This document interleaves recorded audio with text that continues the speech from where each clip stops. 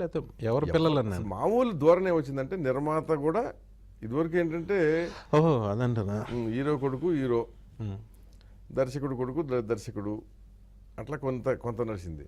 ఇప్పుడు నిర్మాత కొడుకులు హీరోలు, ఇంకా ఇంకా కాస్త డబ్బులు సంపాదించిన నటుడు కొడుకులు హీరోలు, కమెడియన్ కొడుకులు హీరోలు, ఇలా వచ్చేసింది కదా మొత్తం.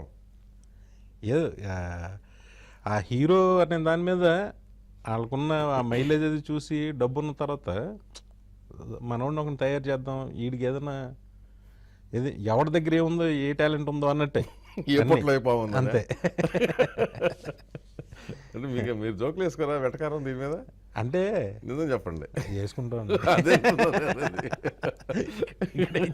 అదే అంటున్నా, ఎక్కడికి వెళ్ళినా ఇది ఉంటుంది, జోకులు గీకులు అని మామూలే. అందులో కొన్ని కొన్ని రివర్స్ అయ్యి సక్సెస్ అయినవి కూడా ఉంటాయి. ఫస్ట్ సినిమాలకి అందరినీ అలాగే అంటారు కదండి, వాళ్ళు సక్సెస్ఫుల్గా. డెఫినెట్గా అట్లా అనుకుంటే బన్నీ విషయం వస్తే అసలు బన్నీ హీరో ఏంటి అన్నారు. అవును, ఇది గంగోత్రి. గంగోత్రి చూసి అందరూ అన్నవాళ్ళు డివాల్ స్టార్. ఏం చేస్తాం మరి, అతను ఒకరిని చూపించేసేసి అతన్ని మీరు అలా అలా అలా అలా పెంచేసేటప్పటికి ఓ హీరో అయిపోయాడు. లేదులేండి, ఎక్కడో ఒక టాలెంట్ కూడా ఉంది. టాలెంట్ కూడా ఉన్నవాళ్ళే అయ్యారు. అదే టాలెంట్ జనం. Is a beautiful dancer. Beautiful dancer. Cinema గురించి విపరీతం కష్టపడతాడు. అంటే డైరెక్టర్ అంటే ఇంకా ఒకలాగా ఫస్ట్ కథ ఓకే అయిపోయిన తర్వాత అంటే ఒక బాగుంటుంది.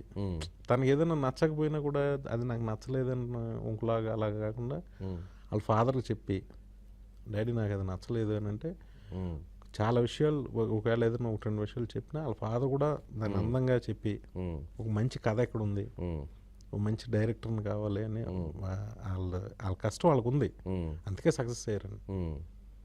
లేకపోతే చూడరు కదా సార్. అవును, అది అది కరెక్టే. నేను ఎంతమందిని చూడలే. ఇప్పుడు రెండు ఉన్నాయి, కానీ ఒక 10% సక్సెస్ అవుతున్నారు, 90% ఫేడ్ అవుట్ అయిపోతున్నారు. ఇట్లా వారసులుగా వచ్చిన వాళ్ళు. అవును, అవునండి. బట్ ఇన్ ద ప్రాసెస్ ఏంటంటే వారసత్వం అనేది ఎంట్రీకి ఈజీ సార్. అది కరెక్ట్. నిలబడ్డం అనేది వారసత్వానికి సంబంధించింది కాదు. అది ప్రతి చేతిలో ఉంది. లేదా వారసత్వం ఒక్క సినిమాకి ఫస్ట్ ఎంట్రీకి అంతే. ఆ ఒక సినిమాలో మీరు ప్రూవ్ చేసుకోలేకపోతే మీకు ఇంకా తర్వాత ఇంక లేదంతే. మీరు అన్నట్టు ఇంకా ఏం చేయాలి దిక్కు చూడాల్సిన. మీరంతా ఏంటంటే ఇప్పుడు కొత్త తరం దర్శకులు కదా, మీరంతా మాయామర్మాలు చేసేసి హీరోల్ని అసలు అసాధ్యాలు సాధ్యం చేసి చూపించేసి మొత్తం ఇప్పుడు గ్రాఫిక్ మాయాజాలంతో ఇవన్నీ వచ్చేసిన తర్వాత ఒరిజినల్గా ఒకటి లేకపోతే, ఇప్పుడు ఒకటి స్ట్రాంగ్గా ఒక పిల్లర్ ఉంటే దాని చుట్టూ మీరు ఎన్నైనా చేయొచ్చు. ఓకే, పిల్లర్ లేకపోతే మనం ఏం చేయగలం? చేయలేం కదా. డాన్స్ని గ్రాఫిక్స్లో చేయలేరు, ఒక ఫైట్ని గ్రాఫిక్స్లో చేయలేము. అదేదో సినిమాలో ఐశ్వర్య డబుల్ రోల్ ఉంటుందండి, అదేదో తమిళ సినిమా జీన్స్ చేసరికి ఏదండి అది మామూలుగా ఐశ్వర్య చేసిందిగా, చేసిన దాన్నే మనం రెండు కింద చూపించారు తప్ప అసలు చేయకుండా ఇప్పుడు ఆవిడ కాళ్ళని అయితే మనం చేయలేంగా, తెలిసిపోతూ ఉంటుంది.